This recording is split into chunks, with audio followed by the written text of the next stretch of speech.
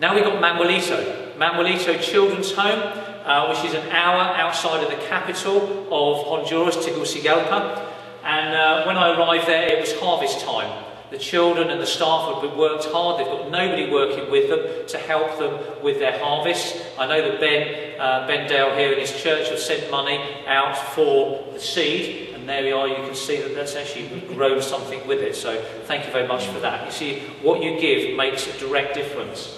And so it was harvest time, and the kids were very excited to begin with until they realised how much it hurt their fingers going through these corns and taking all the corn off. And it took them, well, I was there for 2 weeks and they were still doing it at the end. So poor little things, but their thumbs were a lot stronger than mine. We've been able to open a new school for the children, and all the children in the Manuelito home and some of the children in the local town that are at risk of becoming street children, they now go to this school. And I remember talking to them and saying, how is it that you need to have a new school? Why don't you send like they used to go? They used to go to the local school. And when I found out that the school is open 9 months a year, but for 7 months in the last 2 years, the school has been on strike. So the children have had no education whatsoever. Interestingly enough, that when the children started in this school that we built and we run ourselves, that most of them do 2 years of education in 1 year. That's how much they achieve and that's how much they advance. What a lovely setting. This is 7 o'clock in the morning for school assembly. School finishes at 12:30, as you might remember when you went there.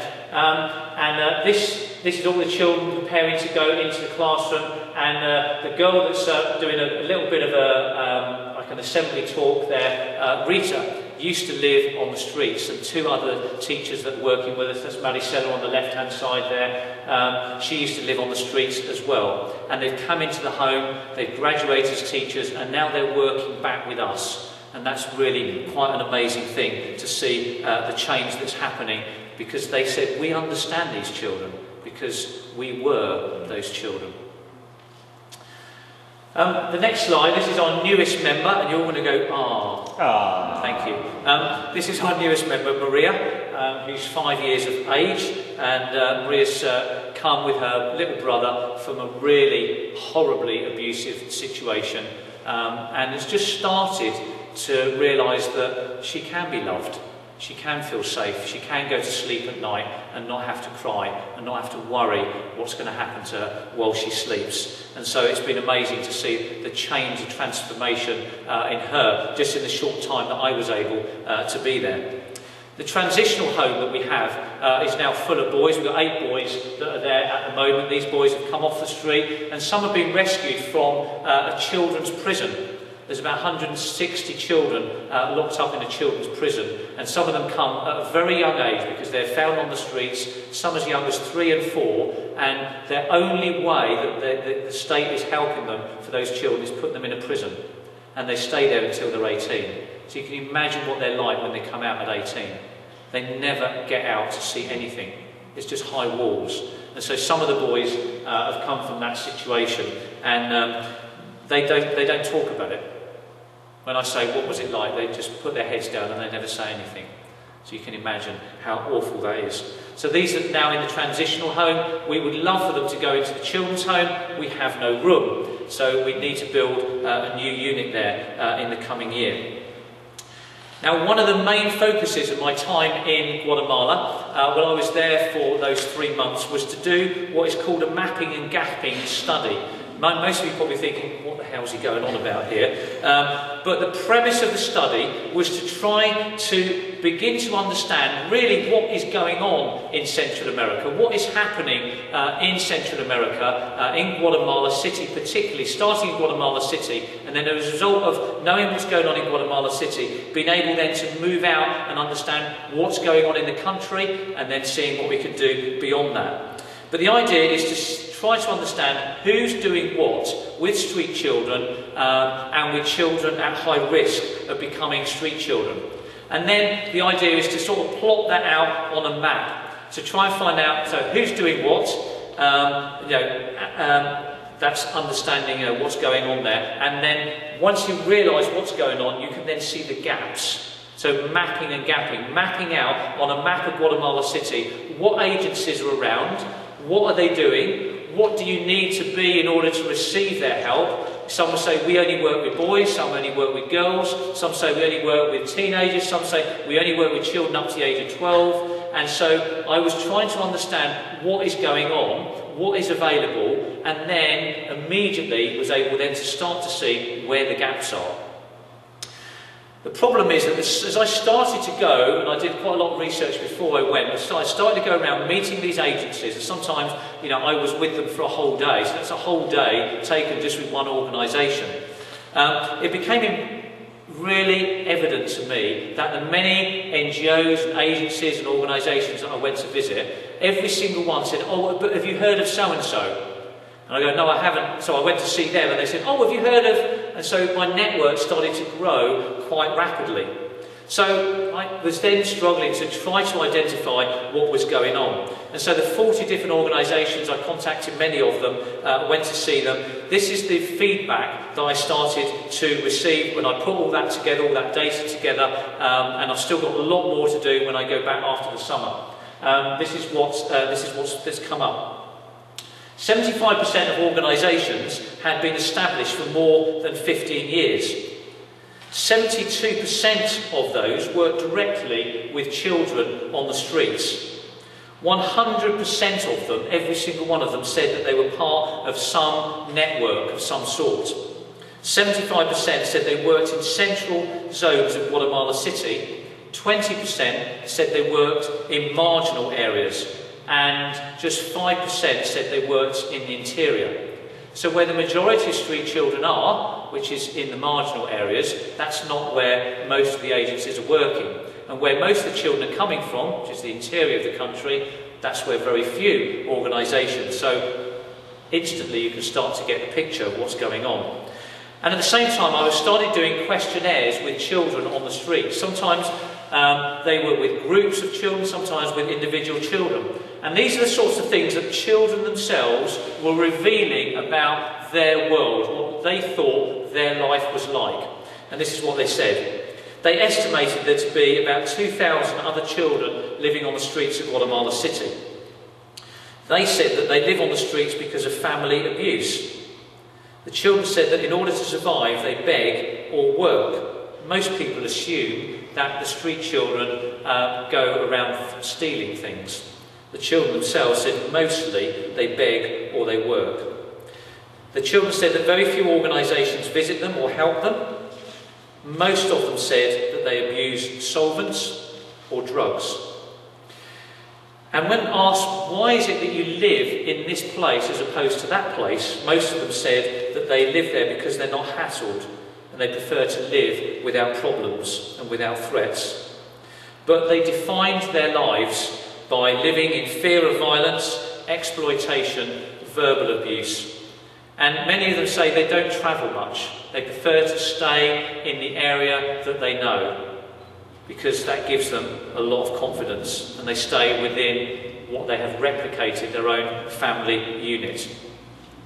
So most organisations that I visited confirmed what the children were saying to me on the streets, and most of them were quite shocked by the few organisations that are actually working directly with children on the streets. Most of the organisations were expressing to me their fears of funding cuts, the lack of resources, but also a desire to try and work with others. They said they needed support and they needed training.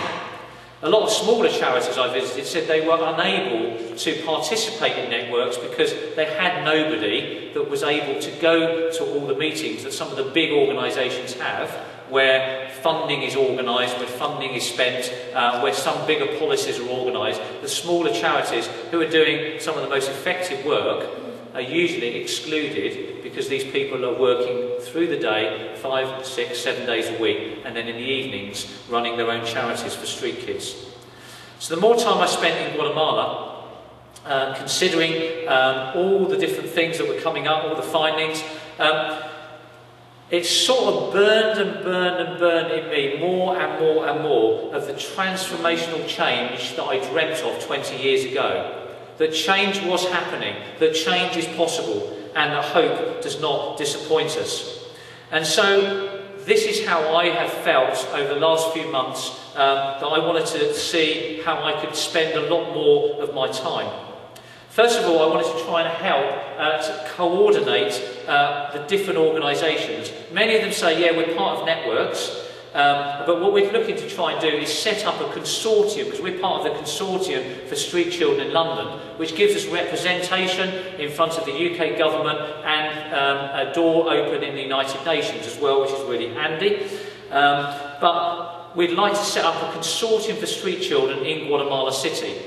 And a lot of that consortium, what we want to try and do is make it accessible on the internet. So if organisations that are very small are unable to come to meetings, everything that's discussed in a meeting will go on the website. So even at 11, 12 o'clock at night, when many of these people send me emails, I know that's when they're working, because that's the only time they've got, that's when they can access the network. So that it will be open to everybody. I want to be involved in helping build capacity within new as well as established organisations. A lot of them are asking for training. Some of the training we've picked up here in the work that we're doing locally, and I know that some of that is directly related to the work that's going on over there. Also, CPP is child protection policies, training people in child protection policies. Almost every organisation, I think every organisation I went to visit when I was over there said to me, we've never heard of a child protection policy.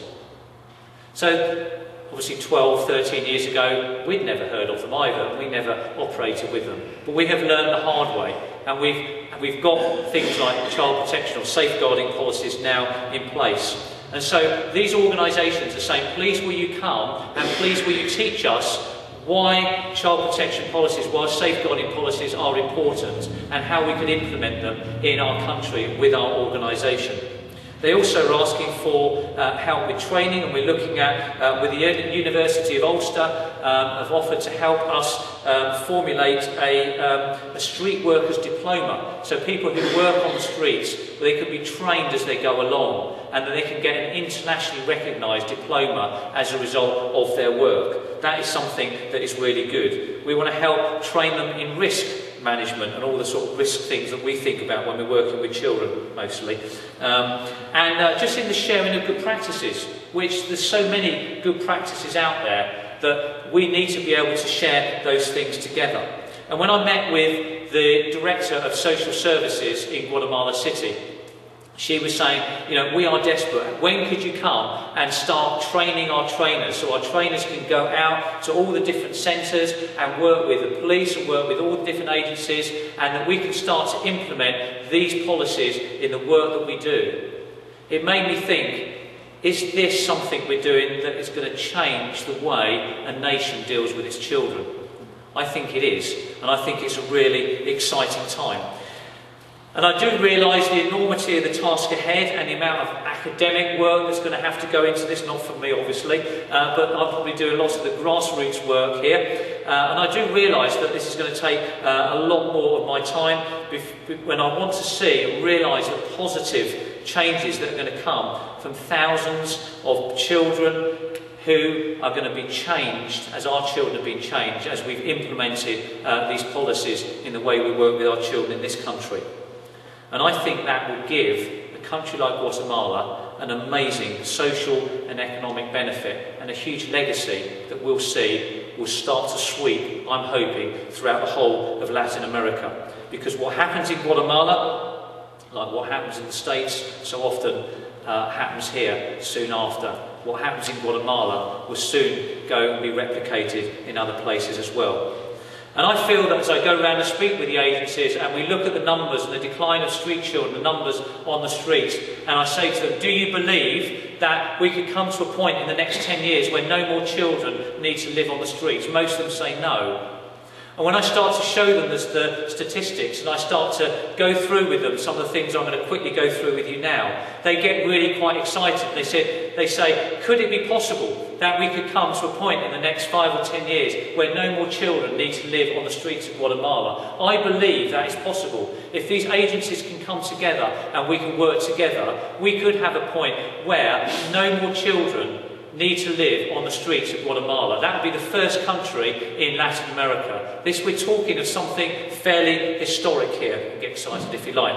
But you know, something that is really going to change the way that nation works with its children. We believe that change is possible. In the midst of all of this, while I've had a bit of spare time, I've set up a company in Guatemala. It's called Exaggeris. And Exaggeris is Latin, if you didn't know that, by the way, and I didn't until Mr. Lilly told me, that it means from the fields. We set up this company. It was quite a lot of money that was invested to buy a farm in Guatemala, and the idea was to run the farm, and the profits from the farm would be then used to support social work with street children in that country and in Honduras as well. Now, we've had a few bad years as we started, and we've learned a few things, but as we've invested heavily in the last couple of years in technology, we've started to see, as you can see, these two greenhouses are now producing for the export market. And now we've had level of investment, it's come into that X, where level of investment and whether it's our own expenditure to keep things going is crossing over, and we're starting to see, in that axis there, we're starting to see a profit. Next year we will have quite a sizable profit that we're able to generate. We're hoping that if we can find more investment and literally fill the farm with those greenhouses, because most of the farm is this open farmland. That's great, we do get a return on that, but it's not as great that we get from the greenhouses. The technology in those greenhouses is quite amazing. As I sit with the farm manager and he opens up his laptop and he says, okay, let's have a look what's going on within the greenhouse. And he can tell me what is the temperature outside, what is the temperature inside, what is the temperature as you get closer to the plants. There's another microclimate going on there. How many bees do we need in that area to pollinate the plants? And we then sign a contract that says, okay, from June all the way through to March, we have to provide every single week so many boxes of tomatoes to Asda's equivalent in the USA, so many boxes of tomatoes with 5 or 4, whatever they say, on a vine, and you can't have more and you can't have less. It has to be a certain size and a certain shape and a certain colour on this week. So we have to produce for that, and we have done that, and it's proved really, really successful. We're using hydroponics, which means all the plants are fed via water. None of them are growing in the ground. And then as the nutrients are fed through that, tell me if you're getting bored, by the way, just wave. The nutrients are fed through the plants, they're then sprayed out into the fields, and as a result of that, we're seeing far greater crops come from that, far greater success with our crops. That, for me, is really successful. If we were to fill the whole of the farm that we've got at the moment, 20 or so acres, with these greenhouses, we would be making every single year close to $1 million in profit. We're coming to a point in the next 5, maybe 10 years, or maybe less, where we won't need to raise any more money from the UK, where the idea is that we could self-sustain all the projects from the business that we want to set up there. And also, we would like to look at, when I say we, it's generally me, by the way, we also would like to look at setting up more businesses. I've got one in mind that I would like to set up in Honduras. Mr. Martin Hughes from Radio Christmas Fame, standing in the back there. He's going to help produce a business plan for that, and then we're going to try and find investors to invest in this company. So it's a social enterprise company, and say, would you loan us this amount of money, and then we will give you your money back, but we would use the profits to sustain the work that we want to try and do, reaching out to children on the dump. So no more children need to live on the dump. So no more children need to worry. When I went to the children's home, and they were worried about the food. They put a great meal on for me, and then I sat and watched the children at a distance with tortillas and salt, because that's all they could afford. And then I said, I'm not eating like this again, I'm eating how the children are going to eat. And I don't want the children to be in that situation ever again. So we're trying to set up businesses over there that will help sustain for the long haul. And I want to dedicate more of my time to the development of a mentoring program. And I'll just go through this fairly quickly with you, because despite having done the mapping and gapping survey, realising that what is going on and where the gaps are, I realised also that it's becoming clear to me that one of the things that is needed in Guatemala City is a mentoring program to work with children. Many organisations that I visit, I realise now, that are very funding led, and so as a result of that they are tied with the work that they do with having a certain number of outcomes. Because in order for me to give you this money, I want to know what the outcomes are. I want to know how you're measuring it, and then I can give you the money, and I get a nice report, you get the money back.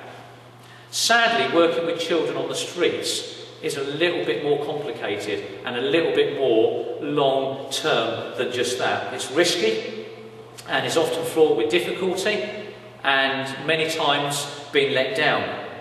So many organisations see working with street children now as something that is too much of a risk for them as an organisation, which is why more and more organisations are now working with high-risk children. When I say high risk, it's a high risk of becoming a street child. So they might still live at home, probably do. They would live at home, they would have family commitment, they might go to school, but they're a high risk of becoming street kids. But at least if you give your money, you can get a photograph of that child, you can get a nice report, you can see some outcomes, but you can't see that so much with street children. The only thing that I can see, that I've seen over all these years, that have worked successfully with street children, the different projects that I've been involved in and the different ones that I've seen as well, is working one-on-one with street children, because that is what they want. That's what the work, when I do work here with the youngsters as well, they love it if they could just be on their own with you. Remember the days, Matt and Ben, when we were allowed to drive young people home after the youth club? And what would they do? They want to be the last dropped off. They want to be the last dropped off. So they could spend that time just with you. Young people here probably say, no way. But that's in the olden days, okay? Steam and all that sort of thing. Last year I was invited to the House of Commons to hear about a lecture, how one organisation had used this principle of working one-on-one with children, and what they tried to come up with a solution of saying, we're going to work with the most excluded children that we know of. And this organisation was called HCONY. And HCONY wanted to outreach in Mexico to the most excluded children. So they said, these children are going to be the children that nobody else bothers with, no other organisations bother with, that they maybe slip through the net, and that no other organisation is putting a focus on. We want to reach these children. But they said, how do we know that this child A is more excluded than child B? How could we come up with a mechanism of determining how to work out whether that child A is more in need than child B? And so they came up with an evaluation tool. And this was built upon this thing called the ACE scoring system. The whole thing of mentoring has come out of this idea, really, because this was the largest ever research done into the most excluded children that the world's ever seen. They worked with 17,000 participants in the USA. So it's the largest research study ever done. What they did is they came up with an ACE scoring system. And what they called is ACE scoring system with adverse childhood experiences.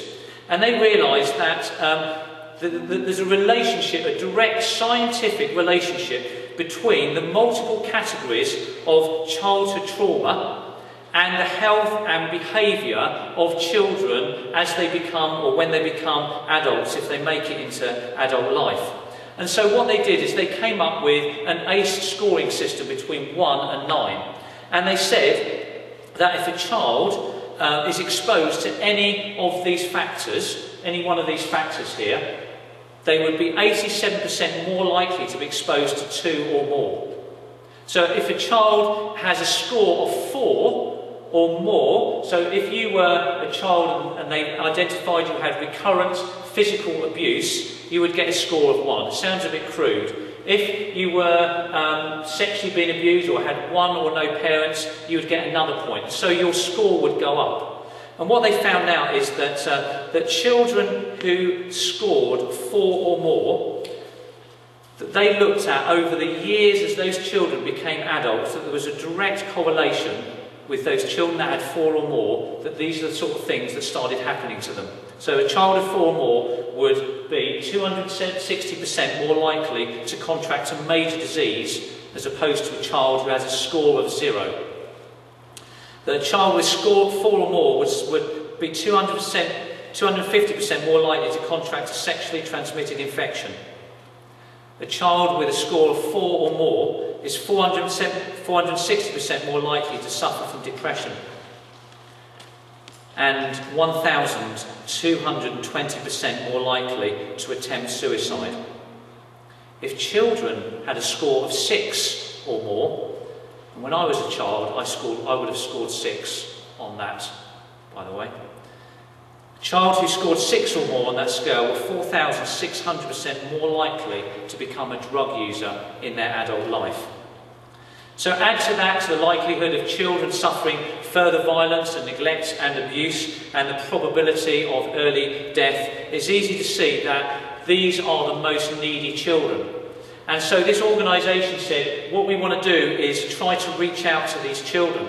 And so they said, what we want to do is what they call is key working, where they would have a key worker who would work with that one child.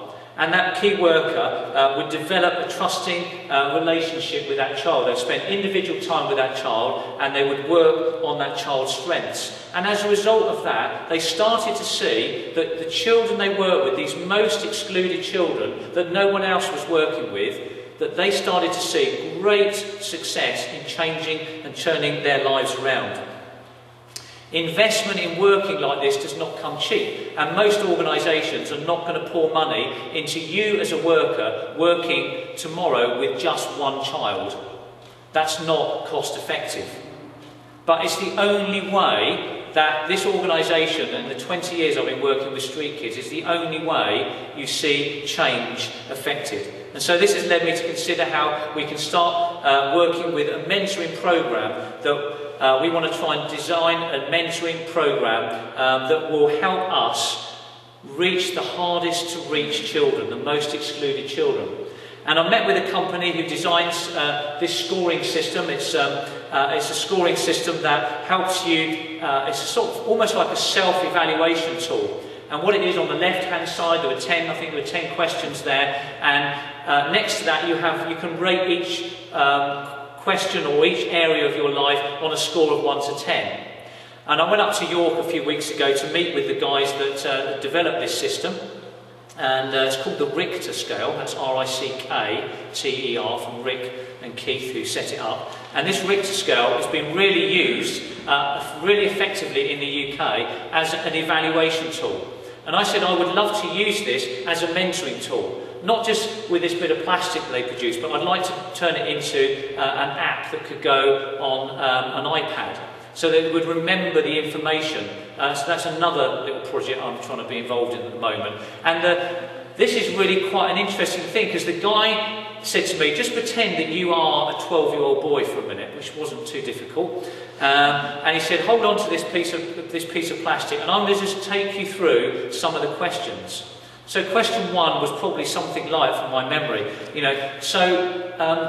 what was school like for you today? How was school today for you? On a scale of 1 to 10, and I would move it up, to maybe 7, pretending that it was really good. You'd say, okay, keep your finger on there for the moment.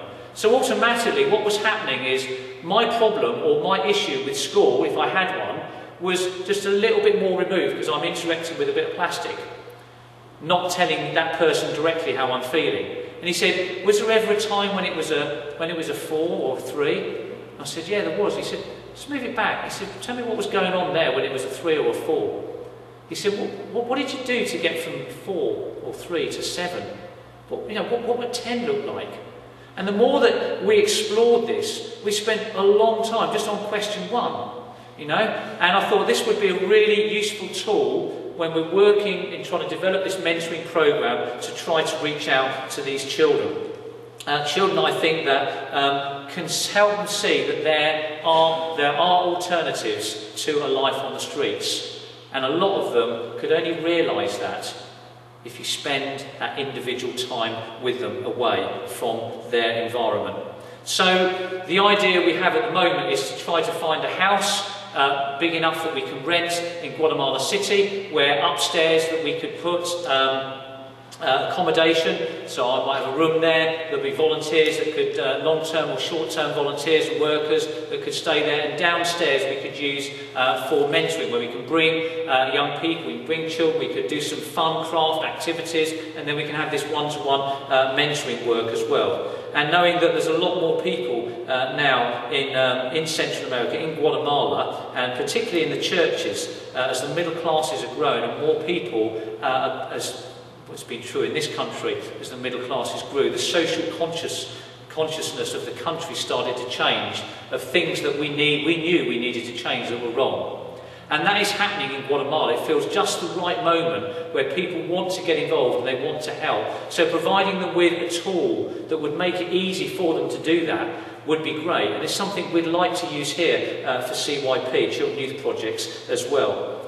Now, having this work and doing all the things that I want to do sort of puts a lot of demands on my time, and I've been many months, as some of you know, been praying and thinking this through, and I suppose now's the time to tell you that I'm planning to move back to live in Guatemala next year in January, and I know that many of you are going to, yes, at last we got rid of him again, be thinking about that, because I know that I need to dedicate more of my time to the most neediest of the children that I know on this planet.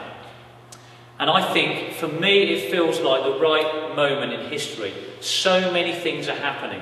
When we look at the business side of things, it's going phenomenally well. When we're looking at starting new businesses with the growing middle classes over there, we know that those things have great potential. When we see what's happening on the street children side of things and working with other agencies, networking, bringing these organisations together, believing that change can happen, believing and having hope that things are going to get better, and seeing that come true, it's going to take a lot more of my time.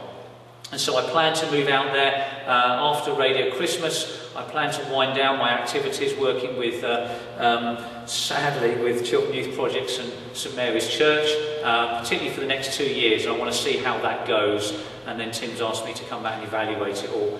But I still want to keep my foot in here. I still want to come back, and I'm looking at planning to come back twice a year for longer periods of time. I can come back and help with some of the silly fundraising events that we do, still going around the local schools once a term or often as I can, doing assemblies and bringing the issue of street children before as many people as I can, and then coming back for Radio Christmas, which will be in 2014, and then just evaluating how things are from then on. So, as I said, it does really feel like the right moment in history for me to do that, with all these things coming together and a lot of confirmation that I feel I've had, which I could explore further if we had time. But I'm going to stop there for the moment. You've listened long enough, you've been very kind, and I'm going to hand over to the very lovely Mr. Matt Nemeth. I don't know about that. Yeah.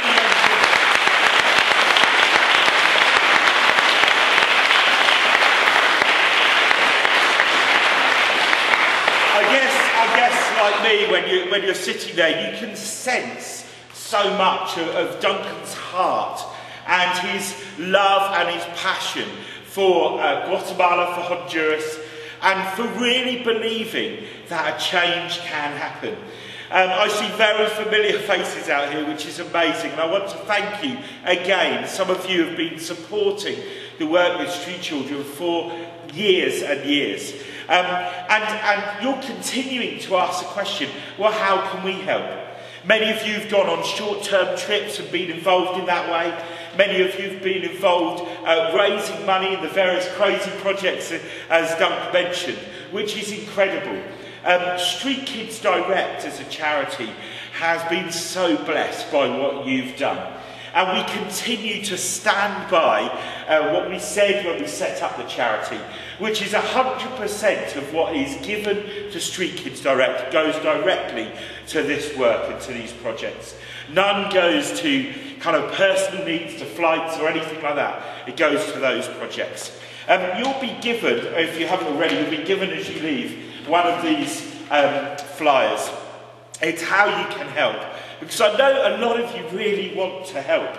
And there are so many different ways that you can continue to help. And they're all listed in here. So I really encourage you to take this home and to really read it carefully and to pray through and to think through, how can I help? It may be to continue to get Street Kids Direct news via email or Duncan's personal prayer news and newsletter. To be in touch with what's happening. Because when Duncan goes over to Guatemala, I know, kind of from my short experience over there, contact and emails and letters and phone calls are so valuable, aren't they? Just to feel that you're not kind of a million miles away and people have forgotten about you. Maybe you could offer to help with some of the work that will be left behind here. Maybe you could pray regularly for the work. Maybe you could look at giving to Street Kids Direct and the work they do. Or maybe you could consider giving to Duncan personally. To move out there and to live out there is a massive step of faith. You know, he's not going to be getting a salary from anyone to do this. And I know Duncan's embarrassed even as I say this. But maybe you could look and pray and think, could we support him in what he's doing? Please take one of these and fill it in and send it back to look at some of the ways that you can continue to be a part of what we do and of what Duncan's done. Some of those things that he spoke about have already inspired me again. I'm like, when can I next go out? It's so exciting to be involved, and I want to thank you again for your love, for your commitment, and for your passion. We've got about 10 minutes left, and I'll hand back over to Duncan actually. If there's any questions that you've got, anything that you want to say, anything that you want to ask, if there wasn't anything clear, please do chat with Duncan now. That'd be really good. Thank you.